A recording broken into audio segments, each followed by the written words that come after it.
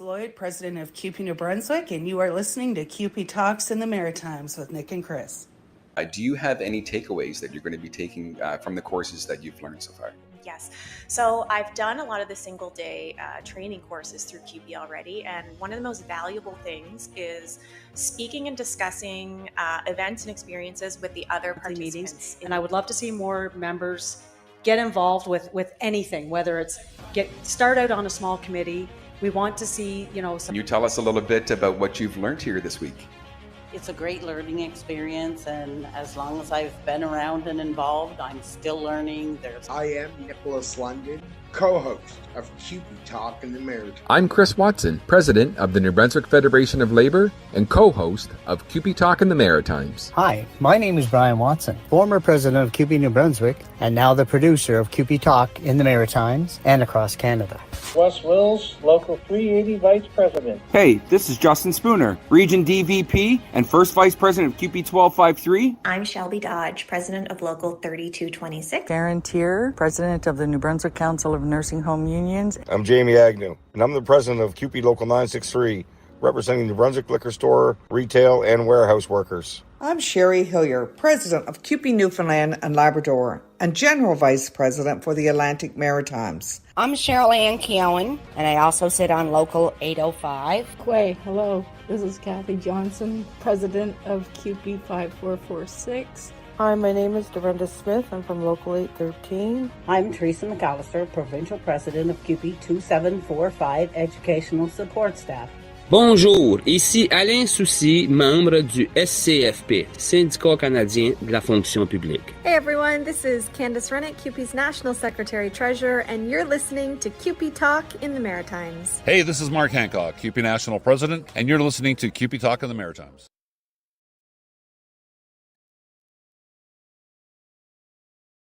Welcome, everyone, to a very special edition. Tonight, we are joined alongside by very special co-host, as always, Nick London. Nick, how are you this evening? Brother, I am wonderful. Happy to be here. It is a beautiful day in St. John, New Brunswick. How are you doing? I'm doing pretty well. It's been a busy day. We have a lot on the go. Been on the road quite a bit. As you know, it's convention season.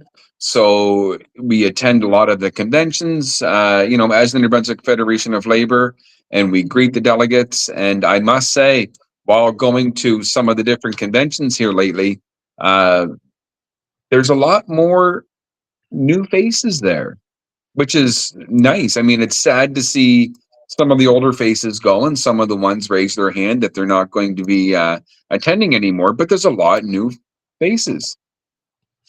It's a hard thing to deal with. Some people have been there for so many years, and when they are gone and they're no longer attending, it's hard. You miss them, and they contributed so much over the years that, they are missing from that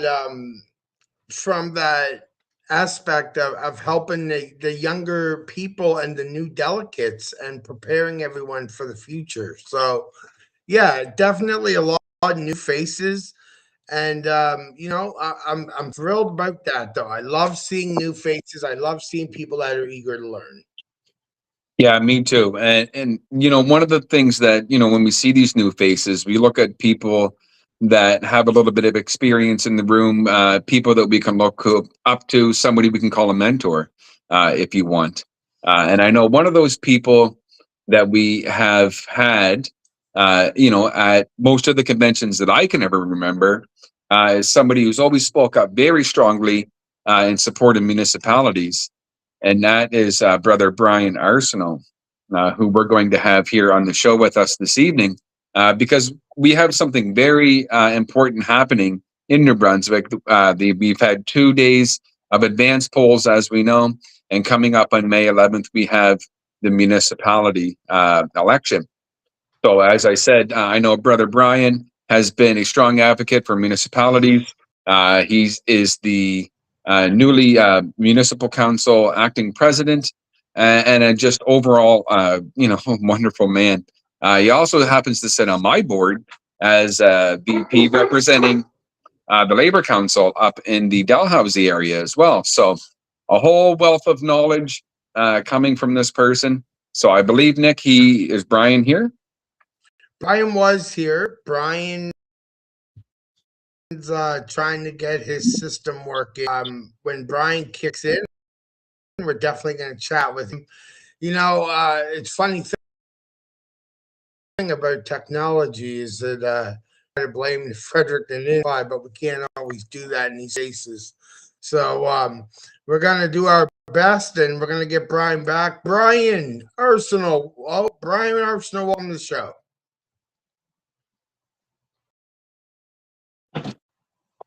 I mean, things happen. I mean, that's right. We'll get them.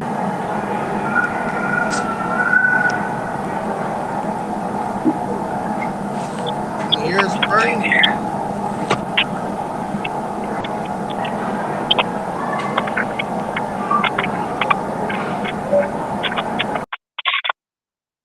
Brian? I mean, what are you going to do? A few technical difficulties, but that's okay. Well, let's be clear. You have been busy. You did an interview with ACORN this week, which we're going to be having on the show. Chris, when you do an interview, you know, I expect these interviews to be about 20 minutes long, but want to tell me why you exceeded? I mean, I know you like to under promise and over deliver. You definitely nailed it here. I will say, you know, when we're doing these interviews, like you said, you know, we try to keep them to a certain point. This was the first opportunity that we had to interview New Brunswick ACORN, and the Moncton chair, who I have the opportunity to work very closely with, Peter. We got talking, and, you know, one thing led to another. Next thing you know, we're upwards of like an hour more, you know, hour and a half conversation. Because there was so much information that, you know, he had to give, and it really put it in perspective on what ACORN does and what they do for tenants here in the New Brunswick area and all across Canada. Because when we talk New Brunswick ACORN, they aren't just something that's here locally. There's a whole chapter all across Canada. So, you know, not only are they standing up for housing and for tenants' rights, everything right here in New Brunswick. Again, it goes all across Canada. So, great conversation took place. I think it'll really put it in perspective for those who want to give it a listen. Yeah. So, like between that, and then of course there's another rally coming up with CUPE Nova Scotia. However, we are going to play the 5-minute clip that we aired last week. That is Candace Rennick's speech in the overlay with pictures and some videos. Just a lot of really unique things that happen with the entire, I'll say CUPE National. And when I say national, I'm referring to all of Canada, 800,000 strong, standing behind CUPE Nova Scotia's long-term care workers. So that as well tonight. And of course, Casey Hingley's comments about the upcoming municipal election. You know, Chris, also coming up, another convention this week, 1253, leading into the big announcement on CUPE Talk in the Atlantic. And I'll leave it with a new home, if you will. We'll discuss that. And of course, I have to discuss this. A certain young fella, if you will, Henry Forrest, my grandson, born just the other day, super excited, just full of love, me and my wife. So yes, born just on Saturday, Henry Forrest, 7 pounds, 5 ounces. Absolutely beautiful baby. Couldn't be happier. Well, I know from myself and our family over here, we want to congratulate you and your family over there, as I know all the viewers and listeners would across CUPE Talk in the Atlantic. It's very exciting. We hope everyone is very healthy and very safe. And hopefully, I know they're a little ways away, but hopefully we get to meet. You will. You will get to meet. I'm looking forward to meeting this coming Sunday. Actually, when we land in Winnipeg, they will be there because that happens to be the area in which they live. So that's that was a really nice piece of business there that they happen to be right where we'll be landing for the Canadian Labour Congress convention, which I'm getting a lot of feedback on just how amazing it's going to be. And how I was talking to Tony Tracy, who is our rep for the CLC here in New Brunswick, and he was talking about how much fun I'll have and all the neat things you'll learn and all the caucuses. I think you and I had that conversation. So all in all, it's going to be one busy week starting tomorrow, leading right until next Sunday.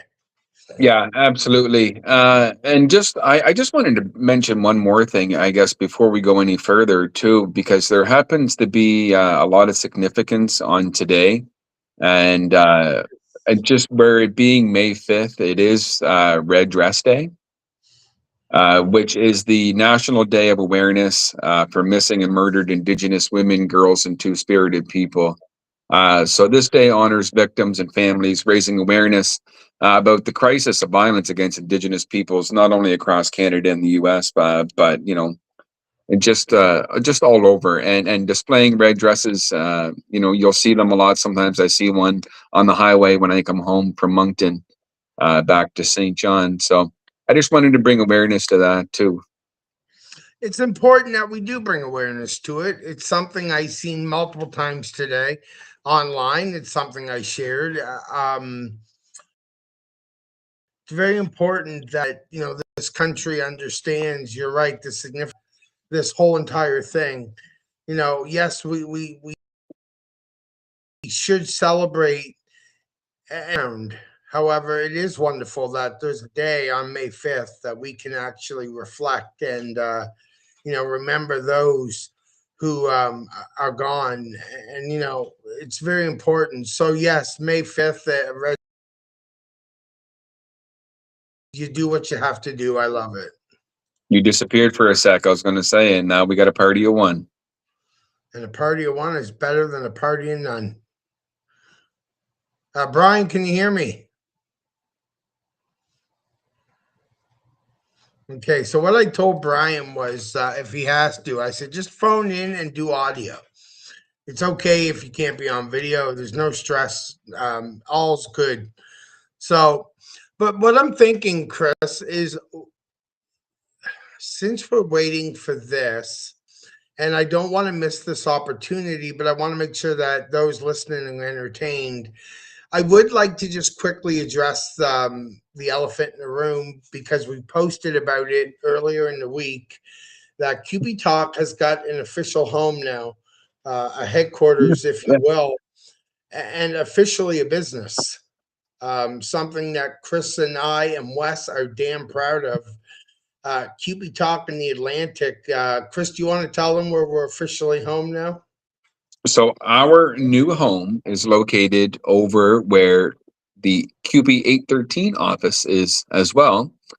They were gracious enough to allow us to rent a room over in there. So we're going to be joined alongside our comrades there. And then I saw 1199 also has an office in there. So I know Lisa Allen will be there as well with her group. That office does have a window. So as you know, I informed Lisa that from the 1st to the 15th, she can have the office with the window, and then we're going to move over. But we're just going to keep the address on the door the exact same. So, no, I love that. And of course, we can't do the show without Nana. Nana, welcome to the show. Merci beaucoup, Nicolas. Thank you so much. Hi, Nana. Hi, Chris. I'm good, thank you. I feel like people are now, we're becoming so big now that people are just jumping on. Hey, man, we're here. Nana, I'm glad that you phoned in. It's good to know that the link works year round. It's a good thing we've never given the link out just right on Facebook, because everyone would just be phoning in. At the click of a button, they're on the show. Yeah. It's a wonderful thing. It really is. Brian, can you hear us? Brian cannot. Brian was there. I'm telling you right now, if something's He off. was. Can you hear us, Brian? I can hear you. It's going in and out. Hey, Chris, go ahead and start that. Brian, you can hear us. I can hear you. It's loud, good and clear. All right. So, just kicks off. First, we want to thank you for coming on. We know there's technical difficulties, but when you're on one side of the province, we're on the other side of the province. Hey, we get it. So, we just have a couple questions. We know we got some important dates coming up. May the 11th, obviously, the vote for municipal elections. So, what we're wondering, where you are the municipal council acting president, would you be able to tell us what are the biggest challenges facing municipalities today? Well, some of the biggest challenges is getting councils to understand the work we actually put in. Because you get a lot of people that run for council that don't actually know what the municipal employees do.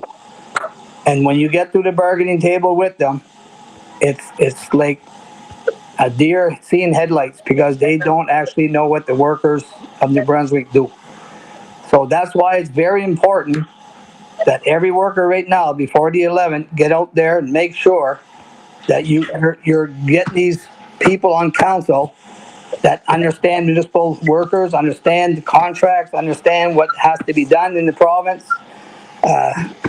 These are very important things. Like it's just not municipal election for a municipal employee is very, very important. Like a lot of people just don't see it, but it is, because I've been doing this for 36 years, and to deal with some councils is very hard. When you get out there and do your groundwork and make sure you get people in there that understand municipal workers, makes it much easier to get things done. So when a candidate is coming around, obviously people are still going around, they're canvassing door to door. When candidates come to your door, what are some questions that that members should be asking when they're doing the door knocking? Asking if they're worker friendly, ask if they're union friendly, ask them what do you think, if they need more workers in your town or city. Ask if you think work is getting done. What work do you think needs to be done? Like, I know, get those questions out there and get on the same page as them. I mean, if they're not answering those questions, that's not the candidate for us.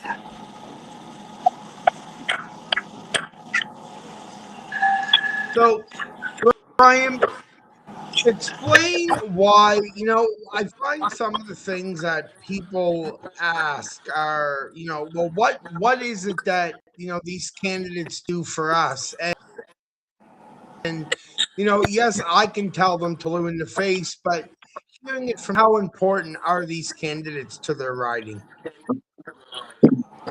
It's very important, because you got to deal with these people pretty much on a daily basis. Once they get in, they're there for 4 years. So within that time, it's very possible that you're going to have contract talks.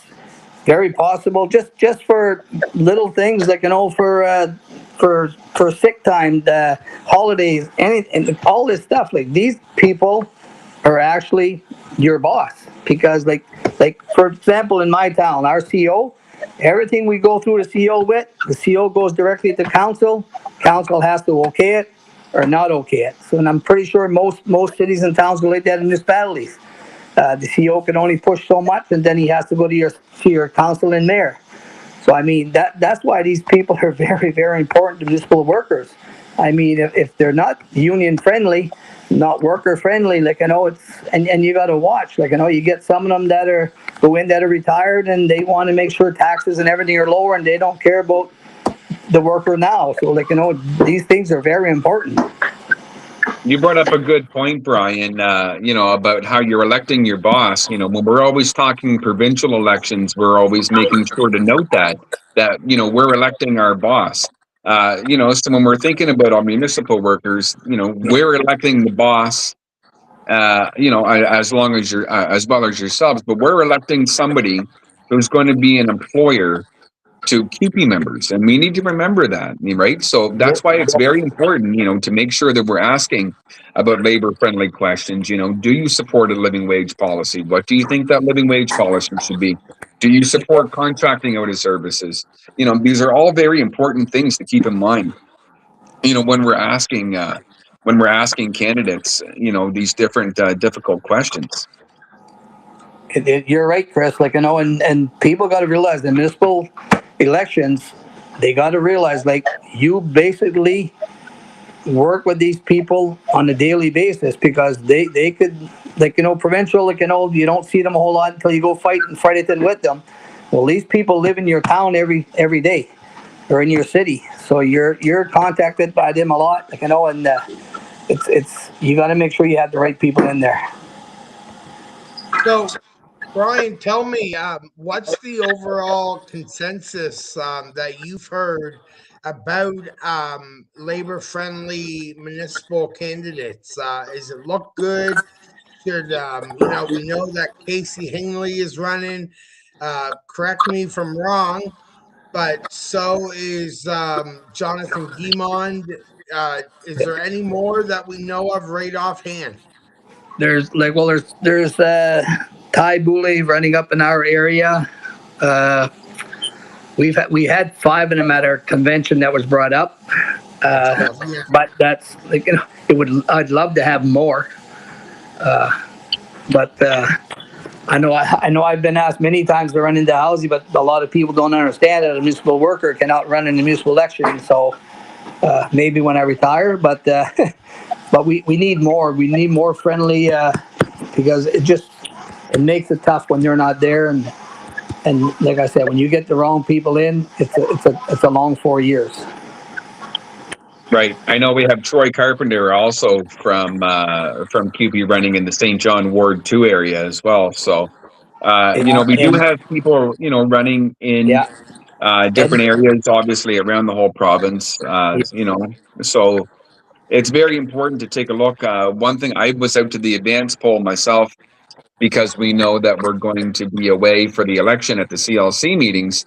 The one thing that kind of disturbed me was I noticed when it came to the Department of Education Committee, the DEC committee, there was no voting to take place there because it was acclamation. So we need people to make sure that they're running not only for the municipal side as well, but for the DEC committees, because those are the committees that make the decisions to keep schools open, to close schools, to eliminate library workers. So it's important to step up and run for those positions as well. I don't know. I think we might have lost Brian on our connection. I still hear you. Oh, still there? Okay, perfect. So Brian, I guess before we finish, I just got maybe one last question. As a municipal leader yourself, what do you hope to see from the next generation of council members? Well, I hope they understand that they got to put the time in. That's that's the thing. Put the time in. Be open. Be able to talk with everybody. Be able to receive questions without getting excited. We all want the same thing at the end of the day. We all want the best for everybody. But I mean, we got to be able to sit there together and talk on a good conversation. There is some give and go both sides, but hopefully they put the time in. I agree with that 100%. Brian, I want to say thank you for taking the time. I know it was a little bit of a cluster there in the beginning, but all in all, I'd say things worked out pretty good to get you on here, and we appreciate your time. I appreciate you guys having me on. I look forward to the future. We'll definitely have you on again. Sounds good to me. All right, and hopefully we'll have some good news on May 11th, brother. I hope so. You guys take care. All right, thank you. Thank you. You don't have any banana chicken comments, Chris? I was really hoping you were going to throw it in there, but that's okay. Well, for those who were at the CUPE New Brunswick convention, I think everybody will remember the chicken and the Banana.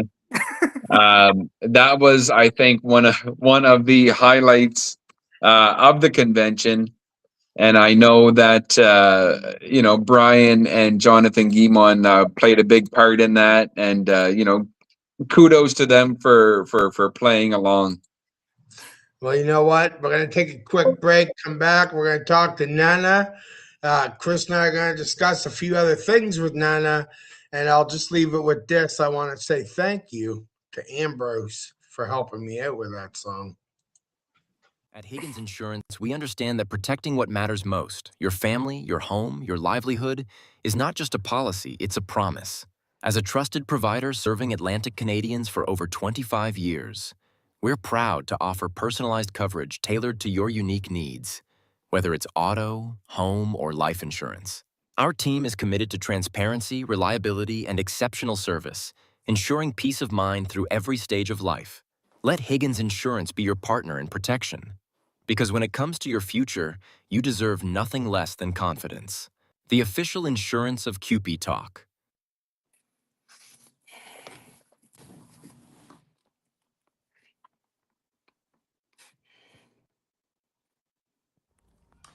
Hi, Nick and Chris, and all my brothers and sisters and friends at CUPE Talk in the Atlantic, and labor activists across the nation who are tuning in.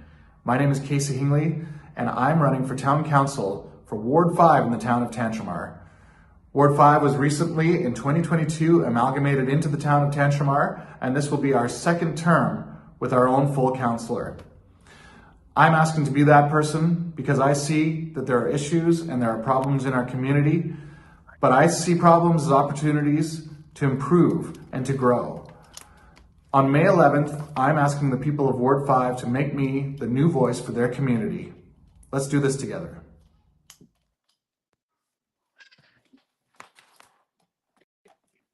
I don't know why I always do that. I totally don't hit the mute button. But anyway, we are back here on CUPE Talk in the Atlantic.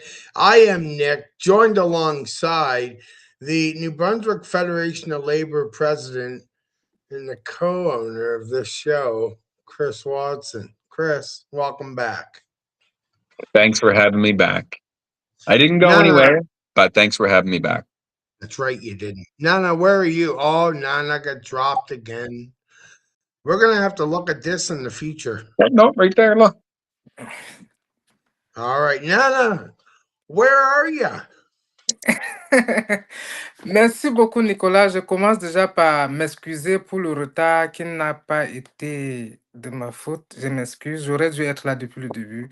Je m'excuse pour ce retard auprès de nos milliers de téléspectateurs. Merci. It's really good to see you. I'm glad you're here.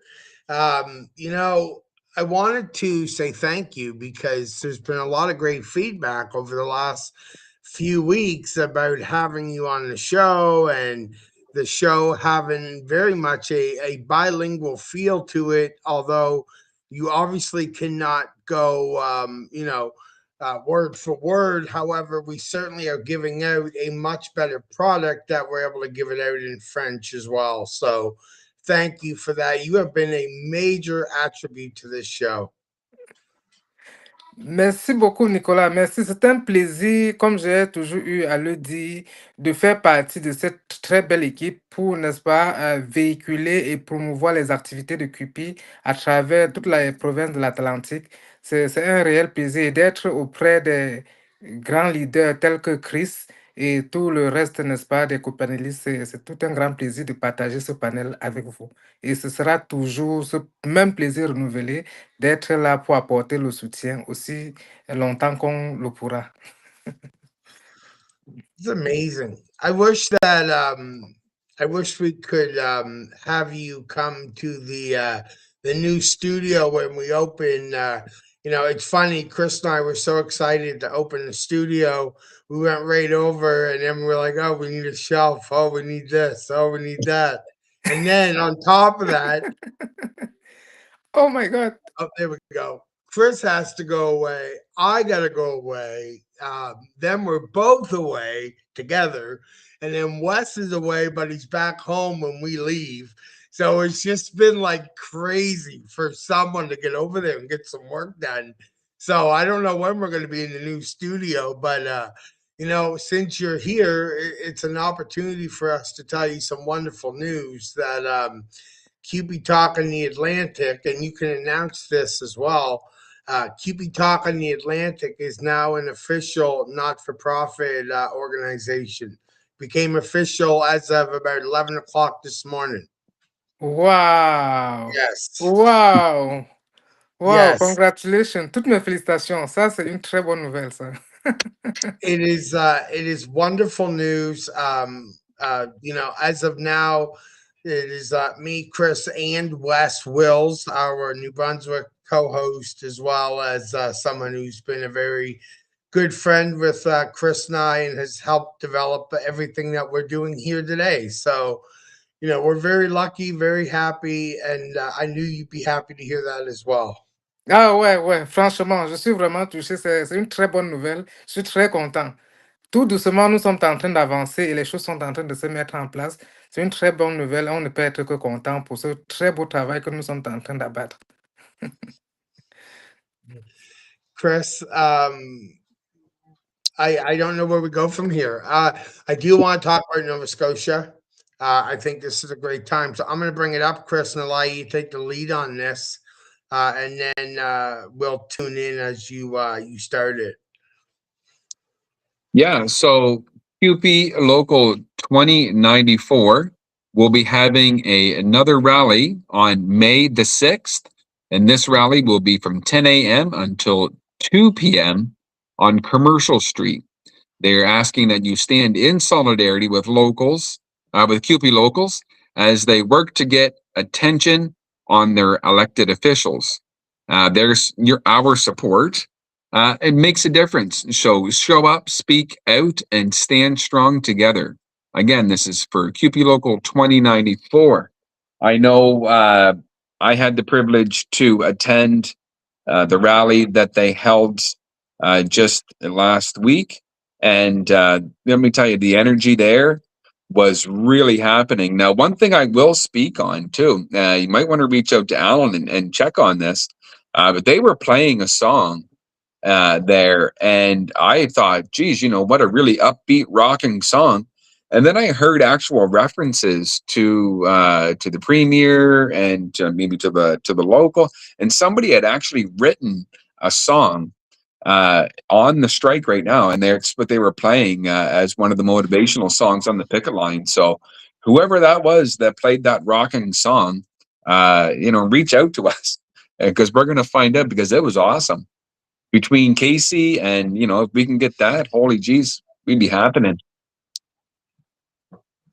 I'll get it. I'll reach out to Alan following the show. Nana, would you please relay this this message as well? Oui, Nicolas. En effet, c'est un nouveau rassemblement que le local 2094 est en train d'annoncer pour mercredi le 6 mai à partir de 10h, de 10h jusqu'à 14h, n'est-ce pas, en Nouvelle-Écosse pour soutenir ces travailleurs des foyers de soins. Il est ici appelé à tous les différents locaux qui pourront être présents et d'encourager, n'est-ce pas, leurs membres à participer pour faire de ce nouveau rassemblement un moment fort de solidarité. Merci, Nicolas. So just so everyone's aware, the reason why I just did that and asked him to read it as well is because for anyone who's not aware, CUPE Talk in the Atlantic converts to audio and ends up on all of the major podcast subscriptions. So this way here, when you're listening to this in French, it gives you the ability to make sure that you understand what it is we are talking about. I also want to say that Audible Books, is that right? Audio, how do you say it? I feel like a crazy person right now. audiobook. Audiobook. Yeah. Yeah, well, I just got a message today that said that we had reached a certain amount of downloads, and I didn't know that we were on there. So just happy about it, Chris. Jeez, you don't have to be so mean. No. I was just no. That's exciting. Yeah, I just didn't know. I was like, I didn't know we were on that. So anyway, we're on that. So again, when we say every major podcast platform, we really are, or we certainly try. So what I'd like to do is I do want to play the Candace video. But first we got to take a break. We're going to play that. We're going to come back. We're going to have some closing remarks. And Chris, Nana, I'll tell you this. Our viewers have already heard me say this. Chris likes to exceed things. So he was given the task of doing a 20-minute interview with ACORN. And Chris really, he grand slam, 1 hour and 9 minutes.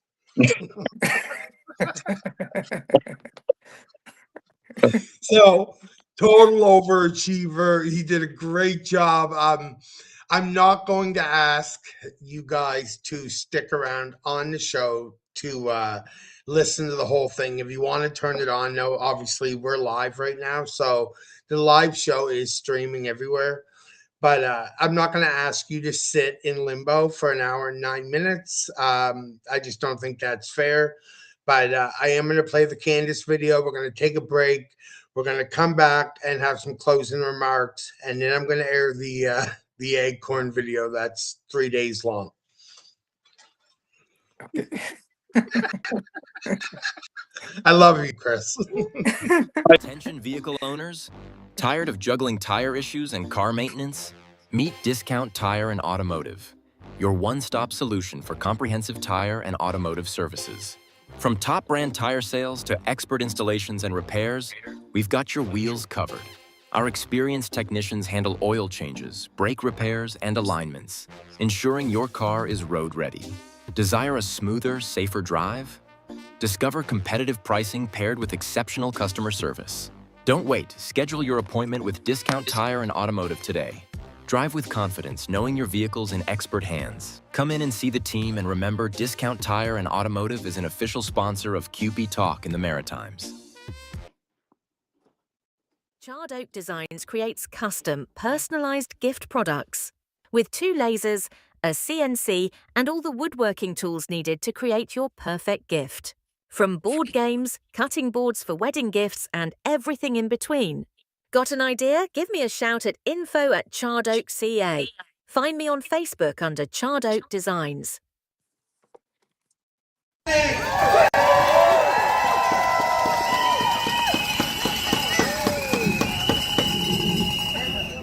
folks, why don't we make some noise so our residents can hear us fighting for us?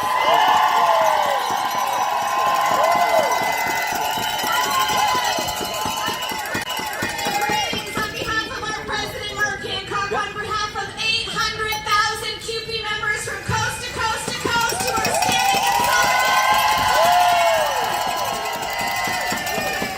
My friends, as a long-term care worker myself, I know how undervalued you are on the job. I know how difficult your workloads are. And I know how for years you have shown up every single day and worked your hearts out in facilities that are chronically underfunded and understaffed. But today we have a very clear message from Minister Adams and Premier Houston. And that message is the exploitation of our labor is over. Because, my friends, that is what this strike is about. And it's not just about you, and it's not just about your coworkers. It is about every single resident that you care for, every single family member that trusts you, every worker, every resident that's going to come long after. Now, we've seen all the stories. We've heard from the families. We've heard from our residents who are worried, who are hurting, who want this strike to end. And we hear them. We do. Because that's what we want to. There is nowhere that we would rather be than in these care homes, providing the care to the people that rely on us every single day. No one understands the importance of the care better than you who are providing it every single day. You are the ones who show up when others can't. You're the ones who lift, who comfort, who feed, who listen. You are the ones who give dignity to the people in their most valuable moments, and for far too long, my friends, this work has been undervalued, it has been underpaid, and it has been taken for granted. Now, this strike, make no mistake, this strike is not a failure of workers. This strike is the result of a system that has benefited from taking advantage of you. Now, the government wants to talk about disruption. Our employers want to talk about inconvenience. Well, let's talk about disruption and inconvenience. Chronic understaffing and working short almost every single day. Workers burning out and leaving the industry because they can't take it anymore. Residents suffering and not having their daily needs met. Families worrying because their loved ones aren't getting the care that they need. My friends, that's what this strike is about. And you didn't walk off the job because you don't care. You walked off the job because you are sick and tired of propping up a system that is broken. Now let me say this loud and clear. Holding this line is not easy. It takes courage, it takes sacrifice, it takes unity, and in the days to come, all of those things will be tested as they try to break your solidarity.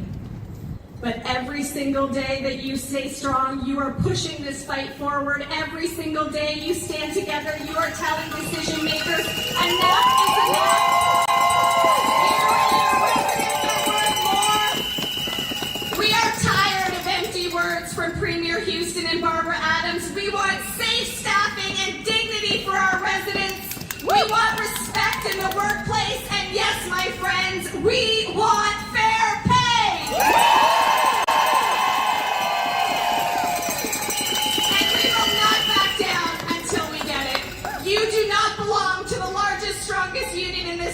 For nothing. I promise you we will stand shoulder to shoulder with you for as long as it takes to get the collective agreement that you deserve.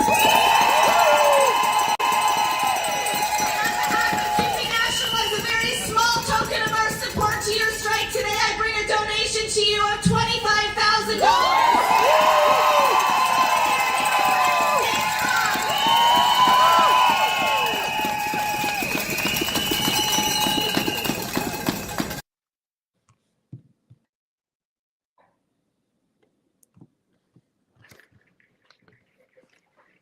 We are back here, joined by CUPE Nova Scotia co-host Matthew MacDonald. Matt, you just heard we just replayed the slide with Candace speaking to CUPE Nova Scotia members and of course calling out government officials. What's going on with the long-term care workers? Where are we at? Well, Nick, I wish I could tell you that we're making progress and that things are getting better, but things are pretty much the same as they were the last time we talked about this. You know, the government is still not budging. They're not even coming to the table at all. They refuse to bargain. They refuse to sit down. We're hearing the same old, tired, repeated lines coming out of Barb Adams and Tim Houston's mouth. And yeah, so I think it's time to bring in the big guns. Yeah. I'm not sure if you guys are aware of this or not, but Mark Hancock is going to be here tomorrow. So pay attention, because you know Mark likes to make a big splash when he shows up for our CUPE members. So we're really excited that he's going to be here tomorrow. No, that's Little. very exciting to hear because you're right. Mark does like to make a big splash. I mean, we look at what happened with the Air Canada workers. I mean, just the speech he gave in New Brunswick, I couldn't even hear what he was saying at the end of it because the cheers were so loud in the room. He knows how to really amplify a crowd, and he means and he means what he says, and that's the thing, right? It's not lip service. So, when he's there and he's giving a message to government, government needs to listen because this man means business. Absolutely, yeah. We all remember with the Air Canada strike, that image of him ripping up the back to work order kind of went viral there. Absolutely. That's classic Mark.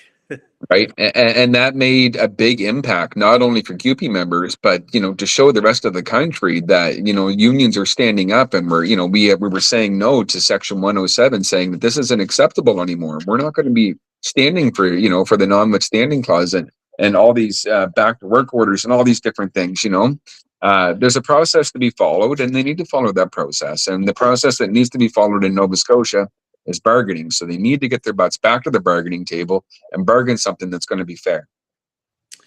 I completely agree with you. Let's hope that it happens, and soon.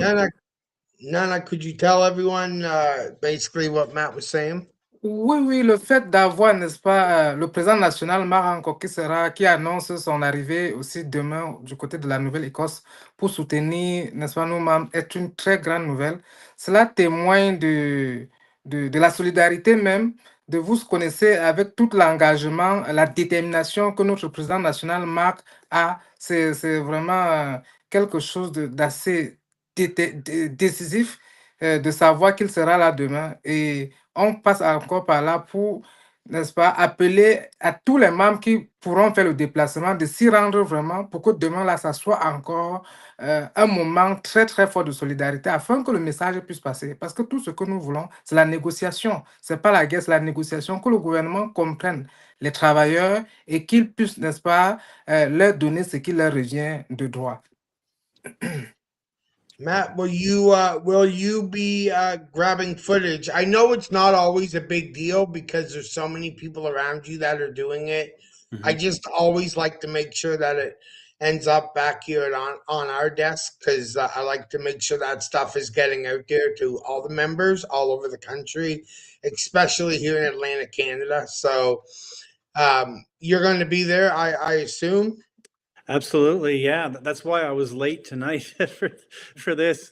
I got off work at 4:30 and had to head directly to Halifax. So I just arrived at the hotel and decided to sign in and have a chat with you guys. So yeah, tomorrow I'll be there with bells on and I'll get as much footage as I can.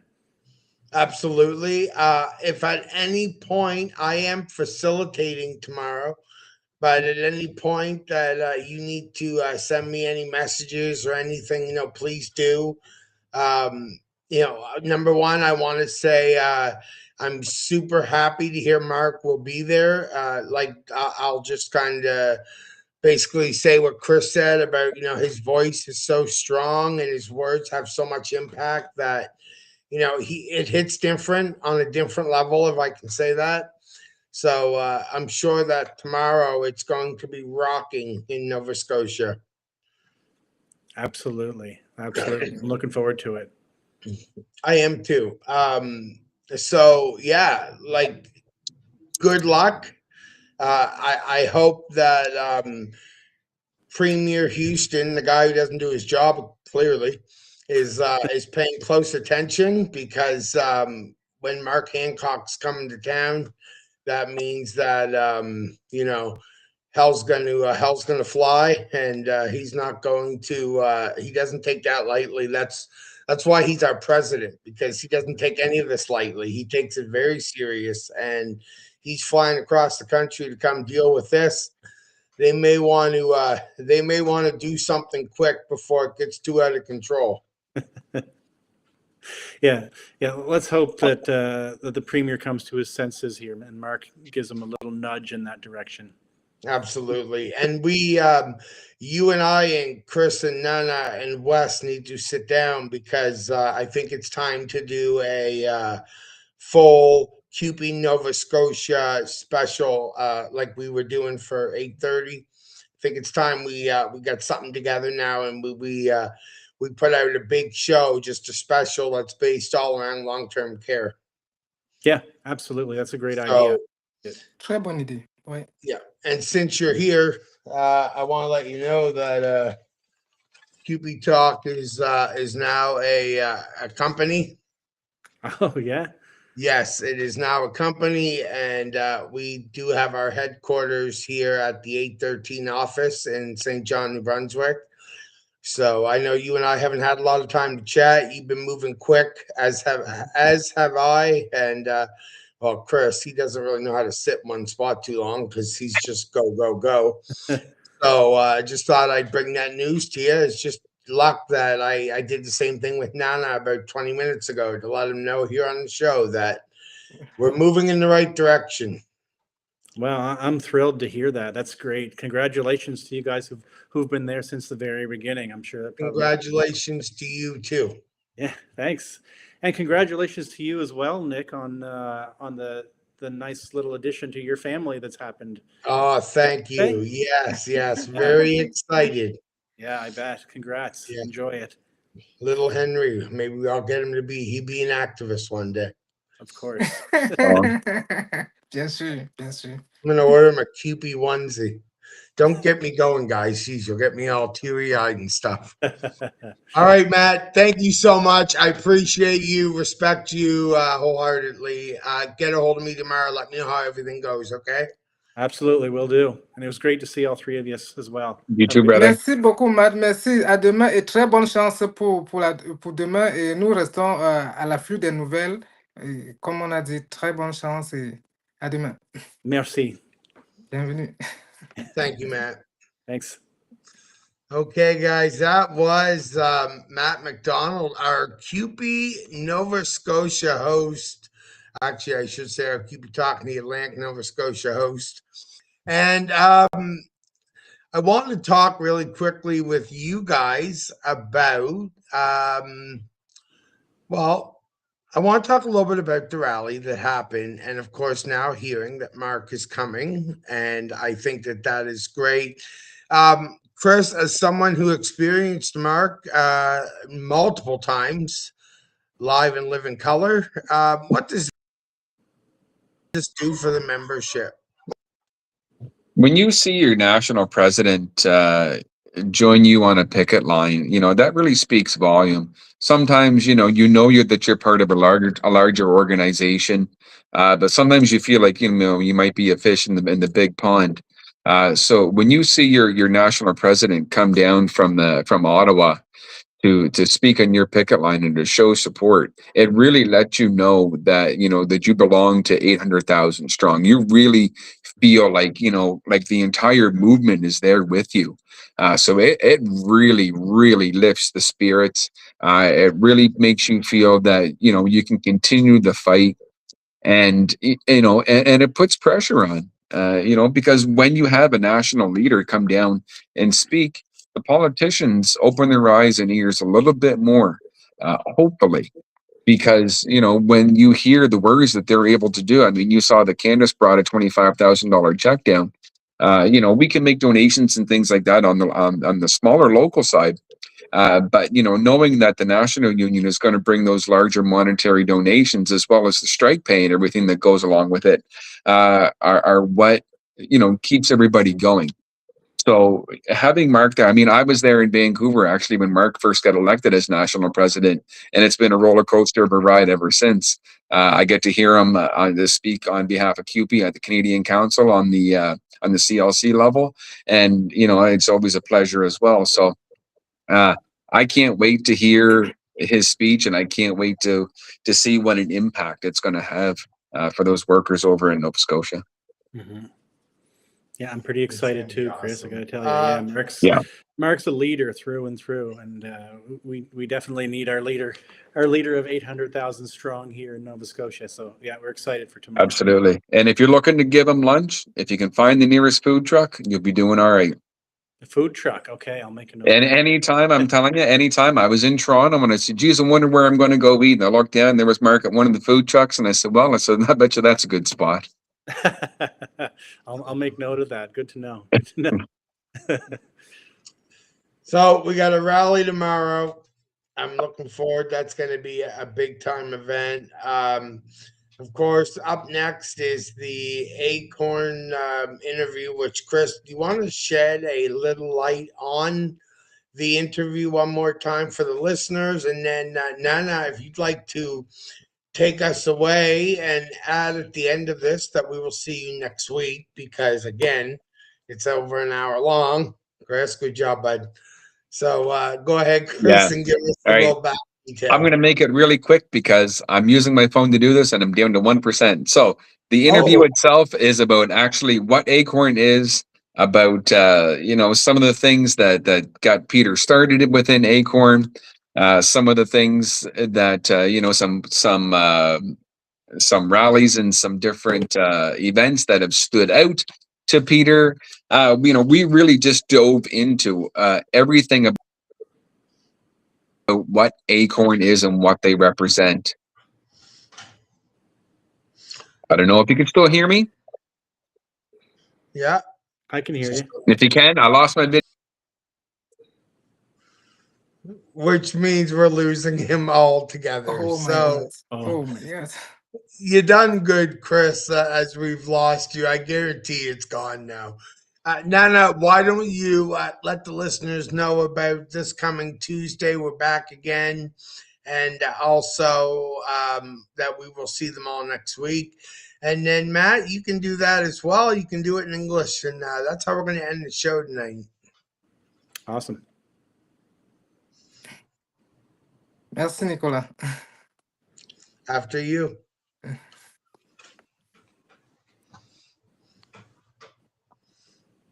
No, go ahead. Oh. Nana? Matt? Oh, after me. So, you want me to talk about, did you say a rally tomorrow? Nope, just, basically say goodnight to everyone, and we're going to play the ACORN video following the goodbye. Oh, excellent. I can do that.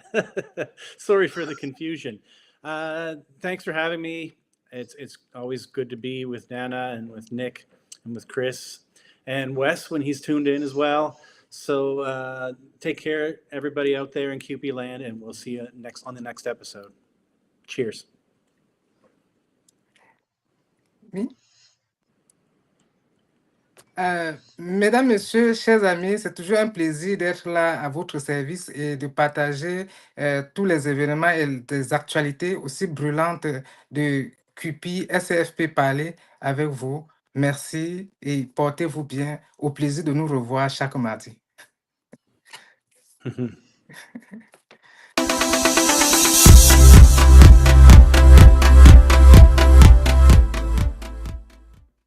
Welcome everyone to a very special edition here of CUPE Talk in the Atlantic. I am Chris Watson, co-host, and I am joined alongside me by a very special guest, Peter Jongeneelen from New Brunswick ACORN. Peter, thank you so much for taking the time this evening to join us here on this program. Well, thank you very much for having me on. I certainly appreciate the opportunity. Any opportunity I can speak about things that really do affect people who are low, moderate, and even medium income in the province. And I understand that as someone told me a while ago, actually it was Danny Leger, who has been a fantastic supporter of us right from the get-go, right since 2021, is affordability rates, housing rates. They're also workers' rights, because they all interconnect. If we're not making money and we don't have those unions together, this sort of thing, then you know what, we need to kind of be together as one to really move things forward. So, that's one thing that I would say to your listeners. Danny Leger was quite the gentleman and quite the inspiration for me at first, especially where I'm new to really like activism in this. So, he took a lot of his knowledge from being with the Federation of Labor as a leader, and kind of said, here's things that works, here's things that don't. So, And I really appreciate all that the Federation of Labor has done, as well as all the other labor groups to support ACORN in solidarity. Definitely. Yeah. Now, for our listeners that may not know, a lot of them should know who Danny Legier is. Danny Legier was also a past president of CUPE New Brunswick for about 14 years, and as Peter had mentioned, was the president for the New Brunswick Federation of Labor, and has been a huge advocate for many different things. Obviously, one of them being ACORN. So when we're talking about ACORN, most people associate ACORN. We think of the little nut on the tree. But for the listeners, that is, I've seen it in the logo, but can you tell our listeners what it is that ACORN means? Okay. So first off, we'll start with the word ACORN. ACORN stands for Association of Community Organizations for Reform Now. What ACORN is a a union for people of low and moderate income.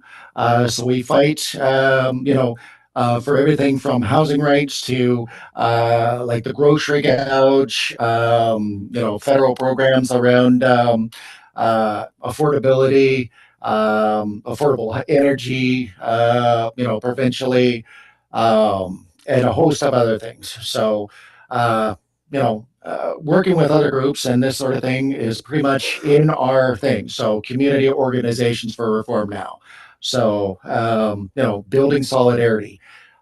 Basically, we find with people that are not with like a labor union, especially those workers who are the low and moderate income, they feel that they don't have sometimes a voice, somewhere that's a sounding board for their issues around housing, around, everyday kind of things that come up, which is really squeezing them hard. They're not usually kind of going to the labor union. So they kind of feel a little bit more secure coming to us. And, so that's kind of what we're doing is trying to help people that are seniors and veterans and people with disabilities just basically have a voice, give them hope that there is something out there and that somebody is really fighting hard and working with them. And that is basically what our union is made up of primarily. So giving a voice to those who feel like sometimes, they're losing hope and they feel like they don't have a voice anywhere. Well, ACORN, they do. Which, I'm glad you kind of tie it like that, because it's something in the labor movement, what we like to try to do is when sometimes people don't feel like they have a voice, that's why we do what we do. We stand up for people, they're in those sorts of situations. Now, I've been part of some of the different campaigns and things, but when we're thinking about campaigns, do you have a campaign that has stood out for you? Well, there was a very big victory nationally. Earlier this year, this campaign's been going on for 14 years. What it is those predatory lenders that are out and they prey on people who are low and moderate income. So payday loans. So things like, Easy Financial, for example, Easy Home, what they used to be. Like Western Union, you get those loans and those sort of things. And let's put it this way, the way they were was almost like a form of legal loan sharking. So sometimes with the short-term loans, they were up to 48% per year. So if you took out, say, you cash your check every month, say on social assistance, well, they're taking a portion of that and then you're repaying it back, but you're paying 1.5 times the amount back over time. That was, and then there's all these hidden fees, like you need insurance and there's a processing fee, there's a late fee, there's all these little things that are, eating into it. Sometimes it was almost like 60 to 70% that they would pay extra to pay it back. I mean, that was ridiculous. So we started this basically in 2014 as a national campaign. ACORN started in 2004, just for the ones listening in Canada. It started actually in the Toronto area. And kind of within, a year, it had basically been like it was Toronto and then it was Scarborough and then neighborhood chapters. And then it grew out of that into two different cities, and that Ottawa was there second, and then Montreal, and then New Brunswick Acorn, we started in 2021, January of 2021. Right from the get go, I heard about this, and I was one of those ones who took out the old Easy Home, which is part of Easy Financial. I bought a computer and I bought a love seat and couch.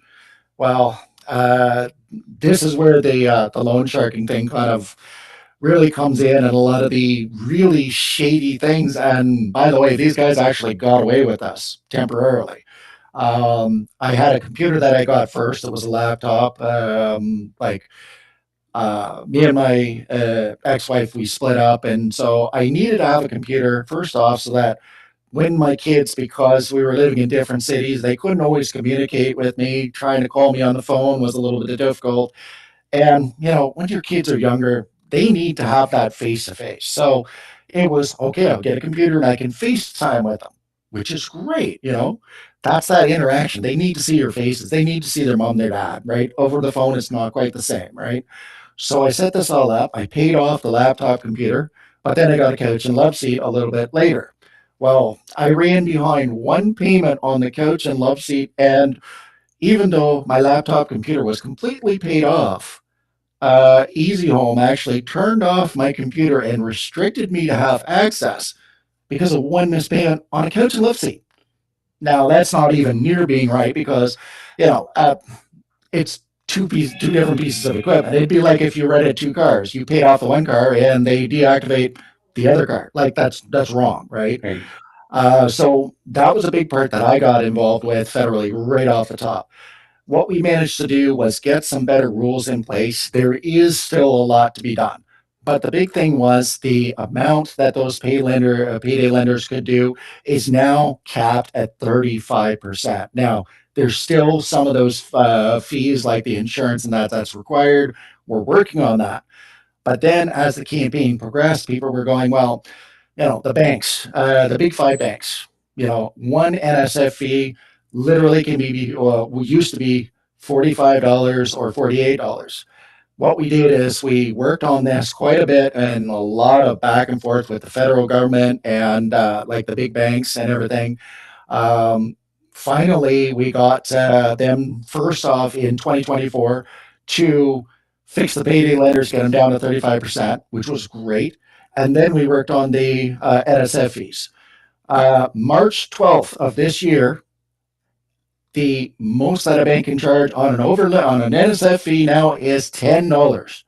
And this is huge for people who are low and moderate income. I mean, you take a senior who's on a very, very, very fixed income. It's $35 less if they have an NSF fee. That $35 literally can be their Medicaid, the difference between them having a medication that month or having to go without. And that is some serious stuff. And we had seniors saying, like, I went without this prescription this month. Well, that's not good. That's dangerous. That's downright dangerous. I mean, same as do I eat this week? I don't want to see a senior having to go to a soup kitchen or every day just to get a meal. Like that should not be happening in Canada. Unfortunately, it is. But it's something that I'm really proud of this, because I'm like, wow, like you get two NSF fees now. What they've done is not only is it a $10 NSF fee, what they've also done is now the banks have to send you a notification, whether you're set up for online banking or not. They have to say you are right now $10 over limit. Like you got an NSF fee of $10. The other thing is they cannot charge more than one NSF fee on a transaction. So somebody orders something online, they would try it once and it doesn't go through. So there's a $45 NSF fee. They try it a second time, a couple hours later. We've seen 5 and 6 of these a day. And the banks are saying, well, what do you want? It can be hundreds of dollars. Now it's $10. That's it. And literally the banks have to contact you, and no NSF fees can be charged for 2 days afterwards. It's once and that's it. So huge. Now, I was unaware of that myself, that they could do multiple try to withdraw and then charge the NSF fees multiple times. But you've touched on so many wonderful things. So that's one thing I want the listeners to know, that, when we talk about New Brunswick ACORN, like you said, that New Brunswick ACORN was formed in 2021, but ACORN as itself is all across Canada. And this is a victory that is something to celebrate all over the place. And you made good points. When you're talking about our seniors and people living in poverty, what that does for them. Like you said about the medication part. We've been actively lobbying through the New Brunswick Health Coalition for pharmacare, and until we obtain that sort of stuff, these sorts of victories that are coming over from this side on what New Brunswick ACORN is doing and what ACORN Canada is doing are huge. Like you said, that's the difference between somebody taking a life-saving medication or having to split something in half, or being able to have that extra little bit on their plate, because people go without too often, and we can't keep doing that. And talking about the easy home and the easy financial things like that, I was completely unaware of that as well, that they could do something like that, like shut off a computer. Like, that's astronomical to think that people can have that much control over something like that. Yeah. That was one thing though with me, is I really fought that back then, and I was like, no, you literally, like, as far as I'm concerned, this is against the law. The problem is that with the what is it, the financial consumers association, I believe it is, FinTrack. You couldn't even make a complaint with them, with these financial lenders. Now there is something there that is starting to be in there a little bit, where it's like multiple complaints about the same thing. They can now start to actually do it. So took a long time to get the finance minister and then to really start listening, and a lot of back and forth with the big banks. I mean, but finally some success after 14 years, and it's a fight we're doing. That's the biggest thing. And one thing I really want listeners to take away from that, like you said, that is something that took 14 years to obtain. Not all victories are won overnight by any stretch of the imagination. It takes many years of lobbying, many meetings to sit back and strategize and say what worked, what didn't, where are we going to go next. As our regional director always likes to say, you need to learn how to pivot. So, doing 14 years of activism to obtain something like this is absolutely, outstanding. So, we tip our hats to ACORN, for obtaining this. This is something that all workers, that all citizens are going to be able to enjoy, not just a select few, but, this is something that, that you fought so hard for. And it just shows, even though you might seem sometimes, like a smaller group, or you might feel like a minority, when you collaboratively put your voices together, you can win. Oh yeah. So that's thinking about. Oh, sorry. Go ahead. No, that's one thing that I do want to tell.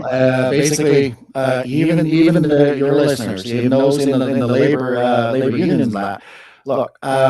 I always say this with ACORN. Right now, we're trying to fight for like better affordability with NB Power. All these huge increases in hydro and things like this. Now, we got actually the province to finally admit, after years of saying, we do not shut people off in the winter months, they finally acknowledge that, yes, they do. That was partially ACORN. That was actually us kind of teaming up with a couple of other groups, and just kind of saying, you know what, let's show them the proof. Well, as soon as that proof was shown enough times, NB Power had to admit it, and they're like, okay, we are not shutting off anybody in the winter months this year. A lot of people are like, that's nothing. It is something, because finally, instead of them being able to deny that there was any of that going on, they had to admit it. Now, the biggest thing with that is we got a winter power shut off for this year. Well, now we need that set up for the next 5 years, 10 years, and some debt forgiveness. That is going to be a hard, it's a hard road. We're working on that along with a whole bunch of other roads. But like I say to people, it is the start of something. It is the small victories. You got to take those little tidbits And here's the thing, you start off with something small, and then it builds to something else, and then it builds to something else. Overall, you can get a lot, but you gotta be persistent. That's right. It's almost like a plant, right? You know, you started off from a little seed and then it can grow into something big and beautiful. So, you know, we're just the water, right? That feeds that seed to make it grow and be prosperous. You know, so we have a lot of CUPE members, as you know, a lot of people through the labor movement that are tenants. And we have something very unique happening here in New Brunswick. Well, I shouldn't say unique. We have an opportunity. On May 11th, we have our municipal elections. So thinking ahead to the municipal elections, what are some questions that people should be asking the candidates when they're coming around, when we're thinking about tenants' rights? Well, I'm glad you're asking that, Chris. Actually, ACORN just formed a new chapter, basically March 25th. Now, we started this with a very good, solid plan, something that I've been trying to get going, and we just had to grow our membership base to get a Moncton municipal chapter going. So, people in Moncton now, we were kind of trying to get more into the municipal politics. Now, I'm going to let your viewers know as well, there are plans for Fredericton to open its own municipal chapter. And New Brunswick ACORN is going to have a chapter at large. So if you're not living in Fredericton or Moncton, you're going to have the at large. We're all going to kind of put it together. What we're doing is this way we can fight on federal, provincial, and municipal politics. What we introduced basically on April 7th, and I know that you were a speaker at a rally, and thank you very much for coming to that. And definitely it's those allies showing up and sometimes backing us up and speaking about the same language as what we're trying to do. What we started was a landlord registration program. Now, what we want to do is basically there's a provincial residential property maintenance and occupancy code. It is pretty good, but it doesn't cover a lot of things. Things like mold in apartment buildings, bed bugs, this sort of thing. There is little bits that are in there, but they are going nowhere far enough. Same as they have like a maximum, like a minimum heat bylaw. But there's nothing that would say, hold on, we need a maximum heat bylaw for the summer, right?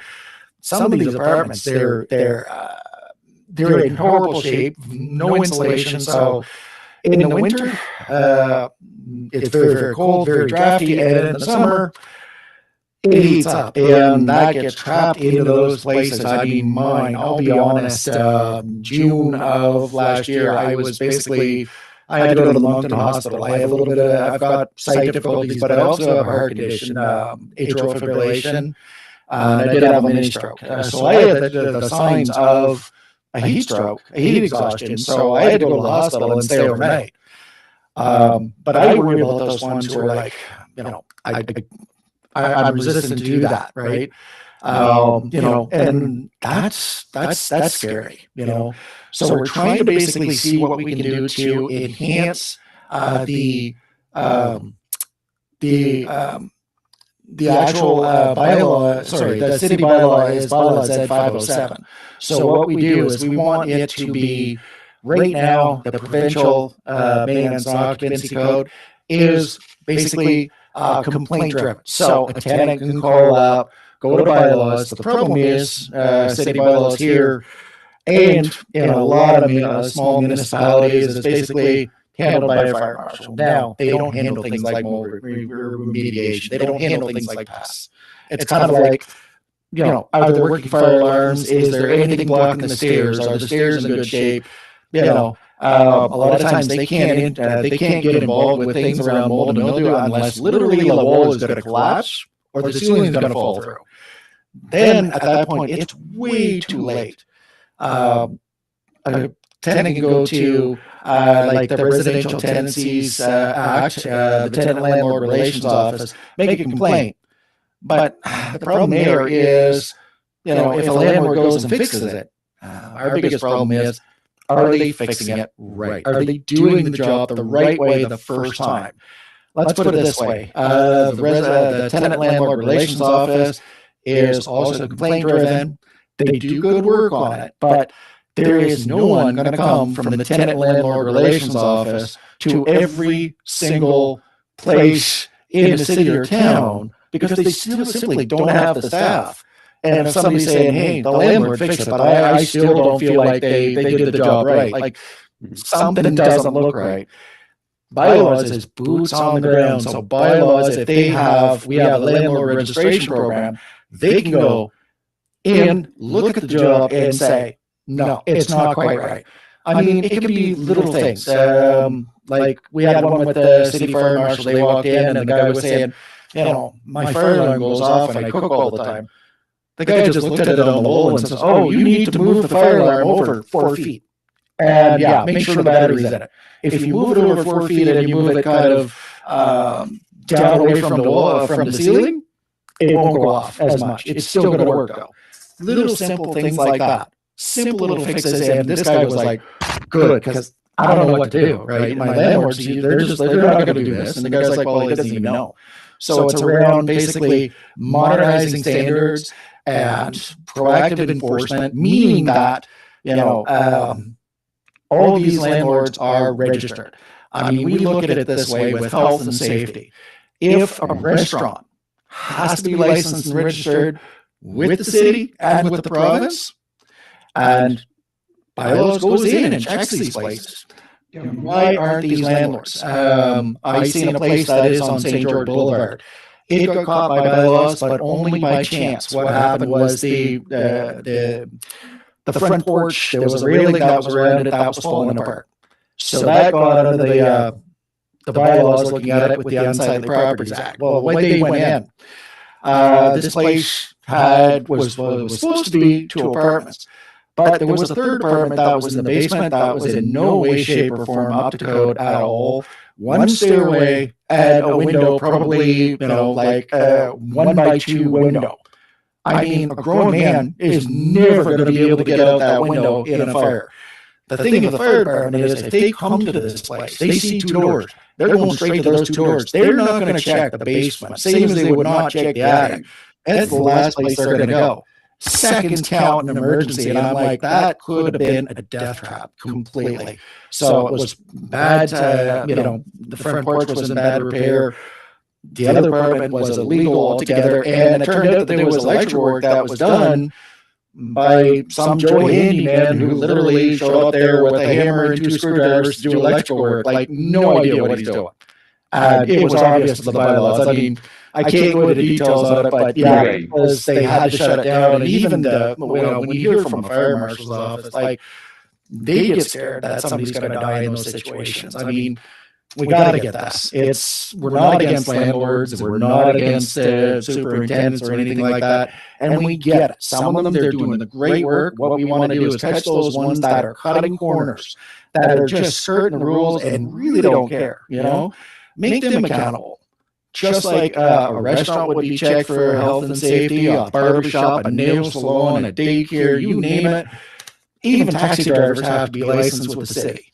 Why is it that somebody's housing, the one place that everybody spends the most time of their life in outside of work, is not checked? That is the scary part, is we don't want to see people die. So we need this landlord registration. The other thing that we put into our municipal platform actually is in regards to it's a Vision Lands project that's here for Moncton. It's 1,400 acres that they are that undeveloped land. So the city is working with the owners to have that developed, but they're working more with the big corporate developers to build housing. The one thing that we saw on this, when this whole plan for the Vision Lands was put in place, was no mention whatsoever of affordable housing for people in core housing need. So we went to City Council on April 7th, and literally we were one of only 2 presenters that was there. One was concerned about wildlife, which also, needs to be done because, it's undeveloped land. So, if there's animals there that are endangered species, of course, relocate them, right? I believe in that stuff. So that was a good part on it. But we went in with the idea of we need 20% of deeply affordable housing. So housing built for everyone at all income levels. So somebody making $25 an hour, for instance, should never pay more than 30% of their income towards rent. Like 30%, that's it, that's all. But we don't see that. I've seen people who are literally putting like 70% of their income just to pay the rent every month. And then they've got, their internet bill, their food, everything like this. So they're working and they're literally like, I've got to go to the food bank once a month because I've run out of money. Like, it's some scary things. And then you have the seniors, which are the same sort of thing. New Brunswick Housing, for instance, 13,000 families. This is families, not individuals, folks. 13,000 families on a wait list for public housing. And there's 5,000 units of NB housing in the province currently. So if you do the math, we need probably about 25,000 units of NB housing, public housing that's available. That was going to be one of my questions to you was, if you knew the amount roughly of affordable housing, here in New Brunswick. So I'm glad you made reference to that because, we know it's extremely important, that we have affordable housing because you just made reference to it yourself. We have people that are working 40 hours a week, but the housing costs are so high that they're still having to rely on food banks and things like that. So, to see this in your municipal platform, I'm very, very pleased. And, I'll just give you a kudos as well because I did hear about how well you spoke when you did that presentation to council. So, great job on that. And you touched base too. You were talking about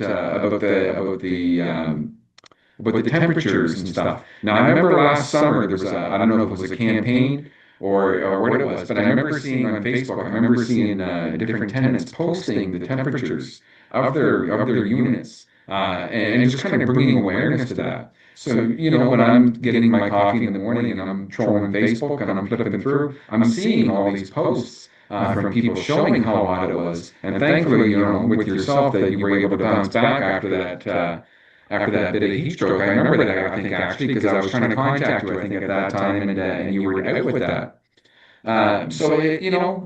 Those are some real things that people are facing, and many don't realize that.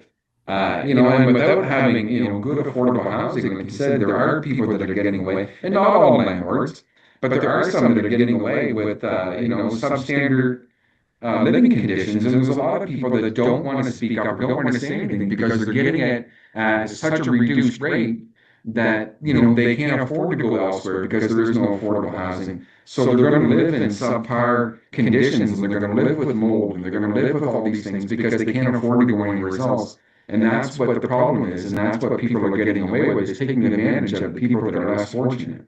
Yeah. Oh, and I'd like to say that's not something that happens all the time, but I've seen some places that just I wouldn't have livestock living in there. I've seen somebody there where I walked into their place and just the smell of the mold and mildew almost hit me just right away. Well, geez, I went down into their basement and they had mushrooms growing along the wall in their basement. Now, for those that know Brother George Lehman, that's one of the George Lehman jokes. He always says that he's the fun guy, not to be confused with the mushroom. Yeah, no, this is... yeah. But, no, I mean, you can imagine, like, that is not safe for anybody. No. That's the thing on it. There are good landlords out there, and it kind of brings up something else that we're trying to do, and very big in the province. Is NB power and the NB power rates. I mean, it has gone up. Well, there was a new one that just took effect 4.9%, I believe, April 15th. But in the last 5 years alone, and the last 6 years, sorry, it's gone up over 30%. I mean, and literally there's tenants out there and seniors which are like, do I even risk turning on my heat above 15 degrees? I mean, you're a senior. I mean, you should be able to live in dignity and be warm. You shouldn't have to be layered up in a jacket and wearing a toque around your house. Like that's one thing that we are trying to do, and we've tried this. Basically, there's been some success, mixed success around like these two issues. New Westminster, BC, actually just won this the other day. This is municipal audit. They want to do something around a maximum heat bylaw. As for what that's going to look like and how that's going to exactly be implemented, there's going to be a few things that might be a little hard to implement, but I mean, at least, in BC, and we find the BC government, especially in the city of New Westminster, very, very progressive. They did set up something years ago that is landlord registration. We have it in Halifax, Nova Scotia. Toronto has this with RentSafe. It's actually the longest one running is in Toronto. There's also a couple of municipalities in Ontario on this, so it can be done. The trick of this is basically every province has its own set of legislation, their own kind of bylaws, so it's going to be a lot of work. I'm going to tell people it's not something that we're going to get in a year's time because we're taking the entire thing, taking it apart, rebuilding it. But here's the thing that gets us with the, with the heat and things like this in the way of energy poverty. This province has one big problem, which, I absolutely say is, ridiculous and disgusting. For someone who is a homeowner, they can get green retrofit funding so that they can get insulation, they can get better windows, doors, this sort of thing. But for tenants, what they give you to save money is this tenant's energy savings kit.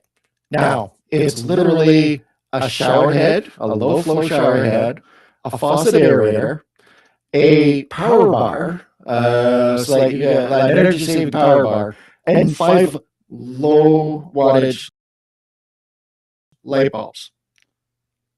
Okay, so we can plug in the power bar, but that's not going to result in our power bills going down 10%, for instance. It's just not only that, a tenant cannot just go and change the shower head without having the landlord's okay. Same as the faucet area. So those two things go aside, and they're like, oh no, a tenant can do that. No, a tenant cannot. A lot of times a landlord would be like, no, I don't want you tinkering with that stuff. You come to me. And then the landlord is, well, I got to do maintenance, so I'm going to have to raise your rent. It's not the right way. What we need is basically like a low-income energy assistance program. Ontario has this. We're fighting for something like this. Say a tenant is like the lowest of income, say $10,000 a year.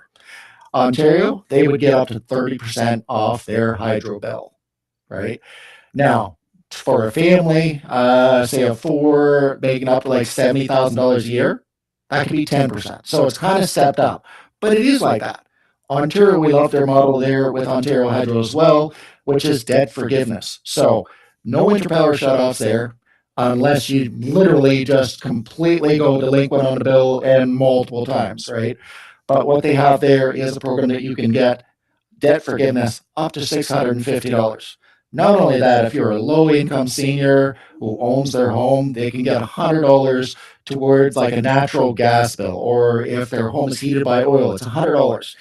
It's not much, but I mean, that's a half tank of oil when you need it in the winter. So it's helpful. Yeah. Here. Okay. No, that's interesting stuff. So I'm just going to kind of go back to the beginning. Now that we've heard all these wonderful things from the NSF fees to, to just all the ways that we want to, improve the lives of everyone. Yeah. What was it that got you started with New Brunswick ACORN?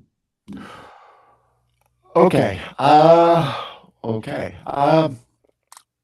going to be honest, and anyone who lives in New Brunswick is probably going to recognize this company right away. K-Squared Property Management. And the real estate association for Moncton. What happened was in 2020, me and my fiance, Vanessa, we were living in a nice place. You know, the rent was affordable, everything like this. It was an older gentleman that owned this place, and it was a small mom and pop. But he was 72 years old and he had some health problems. His wife was 68. And so he's like, I got to do something. I got to downsize. I can't keep doing this. I mean, he was an owner operator. So he decided to sell the building. Well, as soon as it went on the market, real estate brokers started coming to the house. And I mean, they would come in droves. They would knock on the door and be like, yeah, can we show the place? I need notice, like something. So then they start calling and going, oh, so yeah, we're going to come see the house in like 2 hours. Okay, bye. Come to find out. And literally I had to call the tenant and landlord relations office to find this out. And they're like, no, just like your landlord, they have to give you 24 hours written notice. I mean, it got ridiculous. I mean, I had 5 people come to see the place in one day, about 2 hours apart. And we even had them show up one time at 8:30 at night. And I'm like, no, like 8:30 at night, that's too much. And, you know, on holidays like Remembrance Day, that's a holiday. No, you cannot do that. You know, and Sundays and things like this. So I literally had to call them. And then I'm like, okay, so my place is up for sale and things like this. I'm worried about what's going to happen next. And come to find out, there was no rent control in the province. And yeah, people could get rent increases 2 and 3 times a year. So that was scary.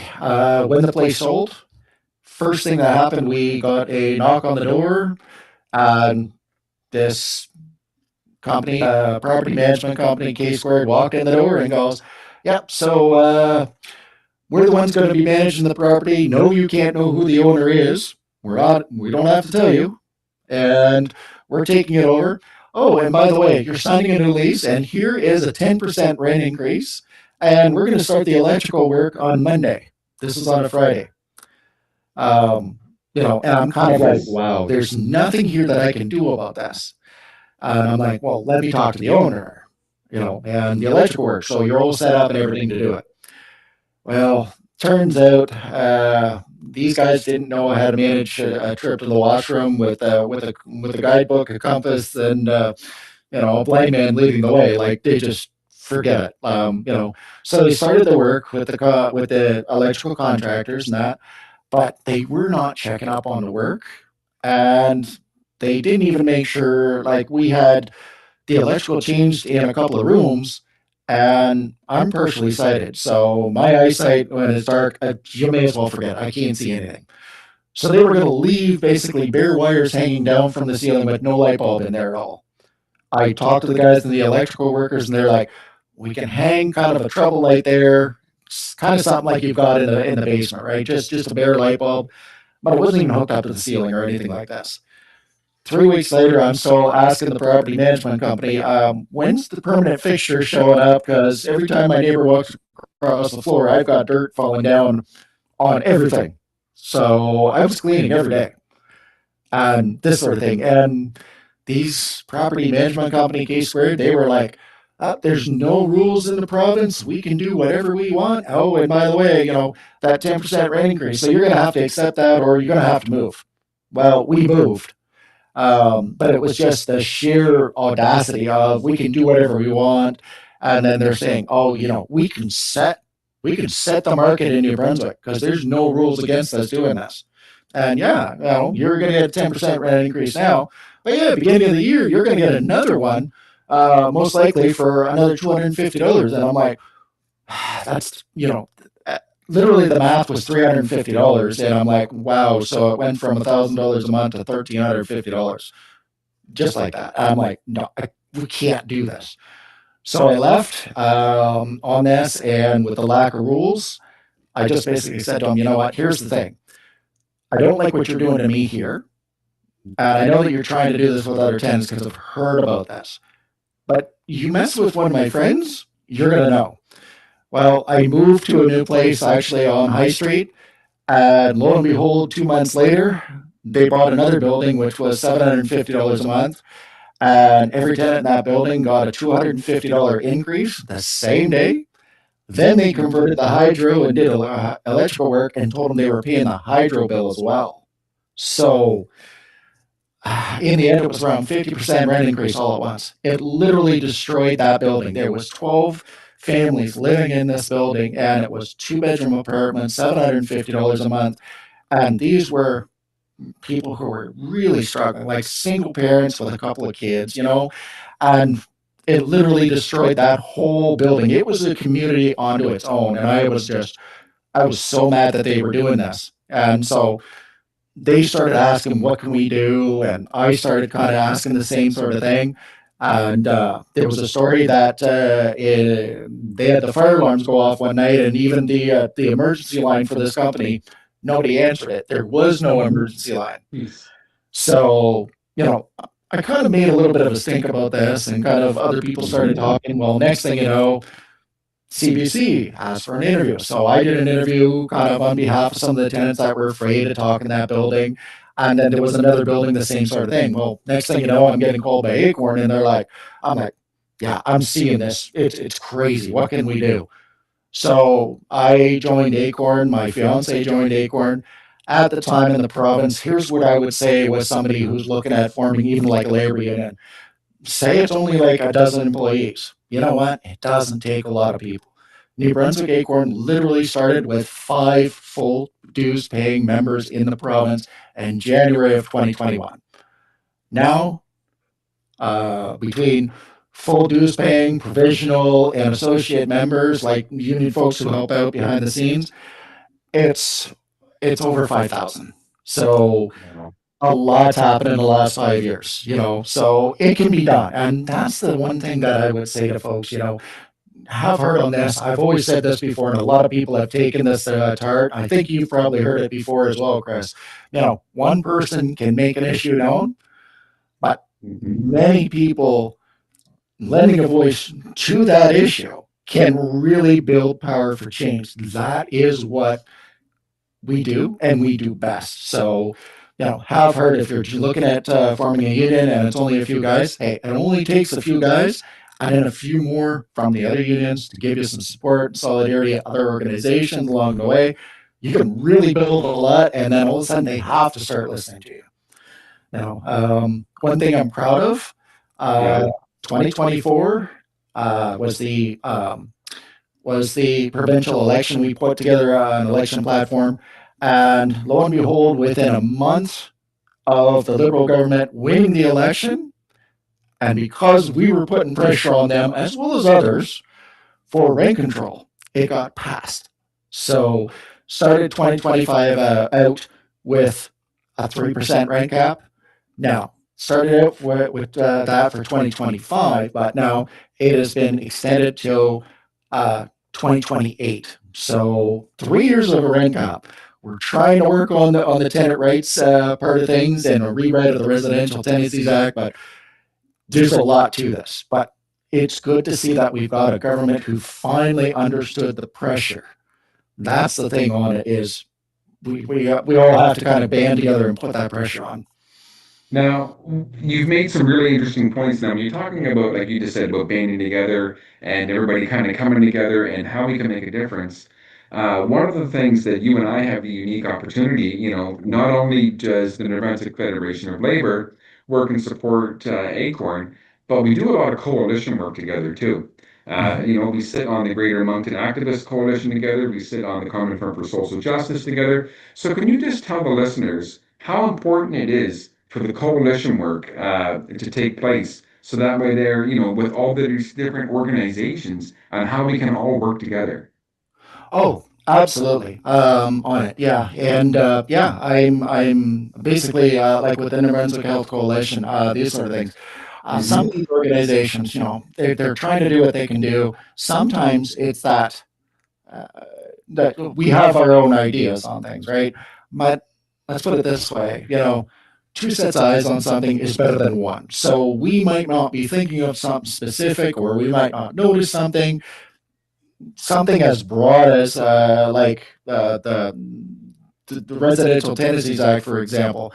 That is multi-page, multi-things, and sometimes it's that other group that comes in and goes, "Have you thought about this?" No, but that's important. Yes, and kind of everybody kind of adding that little bit of it to it on it, and that's something that I've always said with tenants. Sometimes they're so afraid to say anything, and it's like, okay, what we can do is basically you're speaking out, but we protect you as best we can as the tenant on this. But what you're saying is something that 100 other people could be going through. So it's important that way. We achieve more together than apart on it. We don't always agree on everything. I mean, I would never step into a labor thing and go, yeah, we need like minimum wage to go up by $5. We wouldn't step on your toes. You guys are the experts in the labor part of things. Ours is kind of on those other issues, right? But joining together, and everybody letting everybody know. I mean, we started out with, our first rally was 5 people. And then the next thing you know, it was 10. Then it was 20. We're, even though it doesn't matter how many people are there, the fact is that the media is picking up on it. Everybody's kind of noticing this.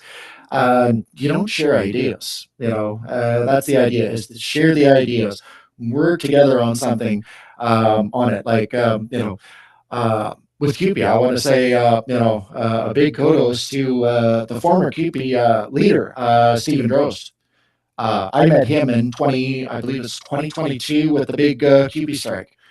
They were doing the pickets, and I believe it was like up and down Champlain Street in Dieppe.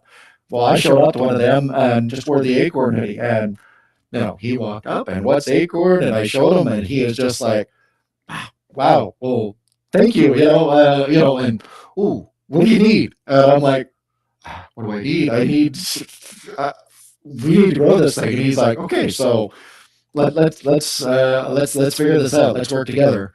And I kind of said that to him. What is, I'm kind of shocked on this. And he was also, what? Here's the thing.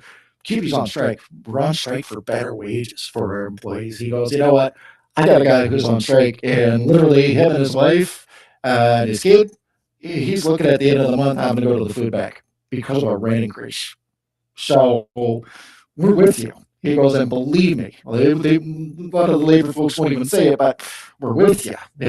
Huge. So let's work together. Let's do this. And it opened a lot of doors. So I always appreciate the fact that labor has helped us out so much. And getting the message out. The Moncton District Labor Council, for example. I met a few people that are with the different unions. Met the Moncton District Labor Council a couple of years ago, and they're like, "Why don't you come out to our Labor Day picnic?" And I'm like, "Okay, but we don't want to step on your toes." And they're like, "Look, it's a free barbecue for the public. Number one, your people are low income, so they might be suffering. You know what? Let them come to a barbecue and tell them bring their family and friends, because you know what?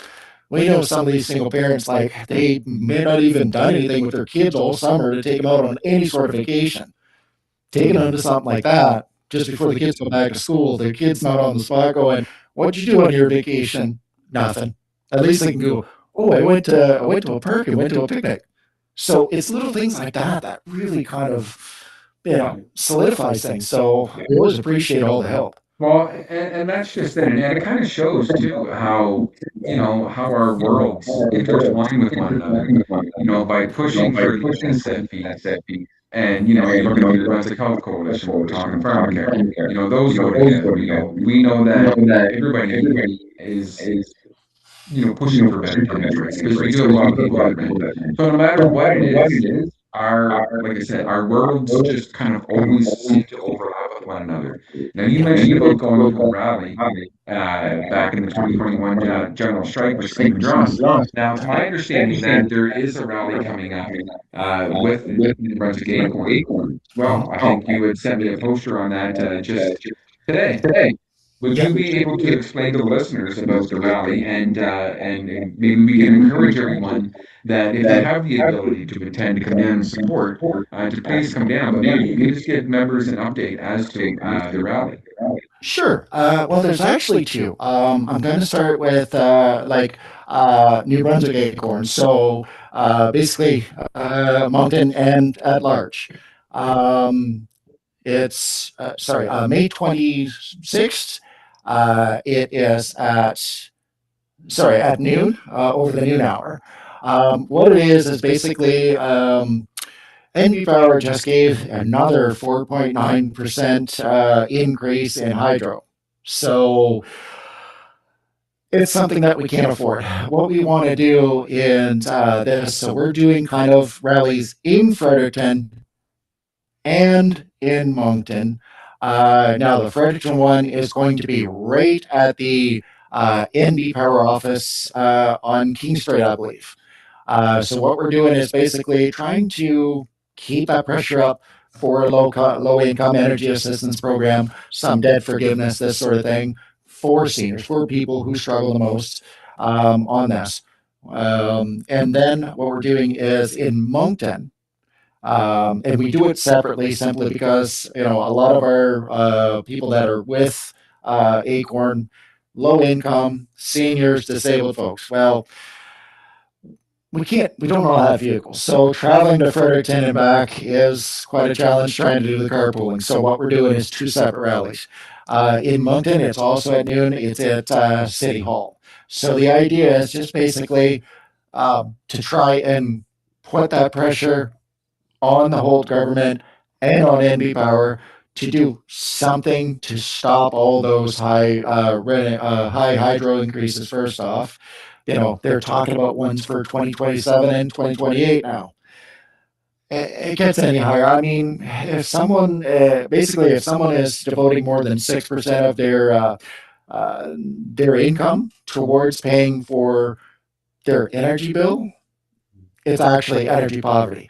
And the numbers are actually startling. There was something that a study that was done on this where it shows over 50% of New Brunswickers are paying more than 6% towards their energy. So more than half the province lives with energy poverty. So we don't want to see that number get worse.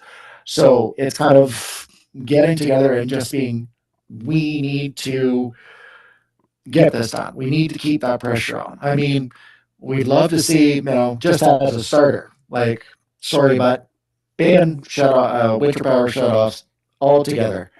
Debt forgiveness, because that would be the biggest thing.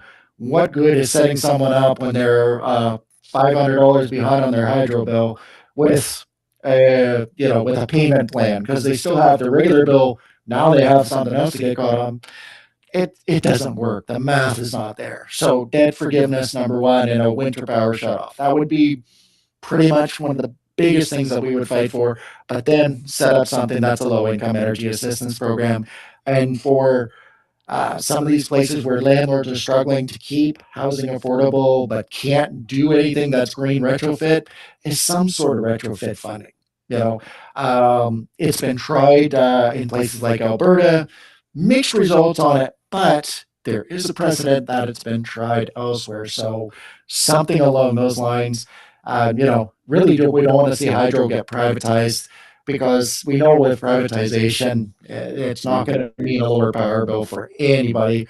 And also, a lot of people struggle now with health problems. We have an aging population, so we would kind of say as well, when it comes to the Tantramar gas plant, look at green alternatives. That's not a great idea. No more dirty air and stuff. I mean, you've got the heat warnings in the province, but now you're going to have problems with the smog and that sort of thing. So we don't believe in that. We don't think that's a great idea. Green retrofits. In Europe, they have things like solar energy that somebody can put out like on their like on the roofs of apartment buildings or even on a balcony. I mean, generate some of that power. Get that retrofit funding in place. That way, it's going to save the tenants money. It's going to save the stress on the power grid. and it's green energy solutions. I mean, that's ultimately where we want to go. So Right. that's the first rally on the 26th. So noon, Fredericton, it's at the NB Power office. They are talking about also going to the energy minister's office, who I believe is right close by, possibly on the same street. I'm not 100%, but go out front of there and then maybe stop at the legislature. So Okay. if you're outside of Moncton and you can do it from anywhere in the province, really try and get to Fredericton. But Moncton, if it's close to you, and that's where you can get to City Hall on this. And just like with ACORN, even if it's small groups in two areas, it's going to mean a lot that it's seen. That's the thing that we want, is for people to spread that word. And I mean, that's where I really like the labor unions and the other social justice groups, like the Common Front, like the Health Coalition. We're working in lockstep with them. So we're supporting their programs, they're supporting ours, and it's starting to get out there. And that's the big thing. So that's the provincial one. Now, municipally, for Moncton Acorn, we have a tenants vote. Um, it's basically just elaborating a little bit more on our municipal platform for landlord registration and for more affordable housing to be built in the province. Sorry, in Moncton, for people in core housing need. So that is going to be on Thursday, May 7th at 1 p.m. This one is actually going to be at 300 Elmwood Drive. So the mall, basically beside the Dollarama, that's down Elmwood in Mogalakwin. So we're hoping to get some people out there on this as well. And just kind of spreading the word on this. We've got some progressive candidates that are here for running for Moncton on it. And it's good to see those. But one thing that I'm going to say to people is please, please, please, please get out there and vote. A lot of people say, oh, city election, city council, it doesn't mean anything. Well, here's the thing we've seen here with Moncton. 2022 was the last municipal election. I'm not going to go into details on this because I don't really remember who was running, but there was one progressive candidate, and there was like a bunch of there was one progressive candidate that was running, and then he was running up against the folks who were more into the business aspect. That ward literally got decided between the progressive candidate and the one that was really business oriented, really focused more on business, by 7 votes. 7 single votes in that ward, meaning that if 8 people had voted in that election for that progressive candidate, that could have been the thing that could have tipped things a little bit in the other direction. So we're hoping to get those progressive candidates in there. I'm not going to go in there which candidates we support or anything, but I will say anyone that has been to our rallies, obviously, they're supporting us. We've got them. It's, but really get out there and vote, definitely, because it's so, so crucial, especially when it comes down to like 7 votes. I mean, an 8th vote could have made the difference. Right. That's so close. And it is important, we get a lot of people that say, well, my vote's not going to matter. They're going to do what they want anyway. That's not the case, right? You can make change. I know when we talk about for us, we talk about the debt committees. Those are the ones who ultimately have a say in a decision on what's going on right now with the library workers and in our school systems. And a lot of the time we hear they get in through acclamation. So, I encourage everybody, if you're ever thinking about getting involved, get involved. And 2, like you said, just get out and make your vote count. Because, we do have an opportunity here to elect, candidates that are going to represent the communities, that are going to represent, all these different municipalities. So get out, cast your ballot. One thing we're going to do, Peter, is we're going to take the information for these rallies and we're going to post them on our CUPE Talk in the Atlantic Facebook page, so that we can help spread the message as well, and encourage our listeners that if they have the availability, to please stop down and attend some of these rallies that are going on. Now, just before we have to wrap up, but just before we do tonight, Peter, I'm just going to give you the opportunity to, if you want to say one thing to the listeners before we finish up, I'll give you the opportunity to just leave everybody with, I guess, one final thought. Peter's final thoughts. Yeah. Uh, I guess something that I learned really on this, and at first I was a little skeptical when I joined ACORN because I was like, yeah, we're going to do a rally with 5 people. I was a little bit kind of, yeah. But the thing of it was, you know, 5 of us doing something, got us a press story, got other people interested. That meant that built on something, which built on something else, which built on something else. That's how we do it. So don't lose hope. I mean, I see people, and I'll be honest, I live on the 200 block of High Street, and I have seen people that are, they're homeless, they're frustrated, they're at the end of the rope. Think of it this way. You know what? A lot of people kind of chase ones who are homeless around and kind of, there are some bad ones there, but you know what? A lot of them, they don't want to be there. They feel that they've lost hope. You know what I say to them is, you know what? Here's the thing. I hear you. A kind word goes a long, long way. And you know what? I say to them, hey, you're telling me your story. Am I good to repeat this? And some of them are like, yeah, but don't use my name. I'm like, no, I'm not going to use your name, but it is, your story has meaning, like stay, try and stay positive. Just know that there is something out there that you can do. Doing nothing is going to get you nothing. Doing something is better than doing nothing at all. And even those little, small, little steps, all of those are going to build up and it's going to go in the right direction. So, look at joining a labor union, look at what you can do to help your neighbors, keep an eye out for everybody. And you know what? Kind words is going to go a long, long way, and give people the hope that they need. Because sometimes that's the difference between somebody doing something really, really bad.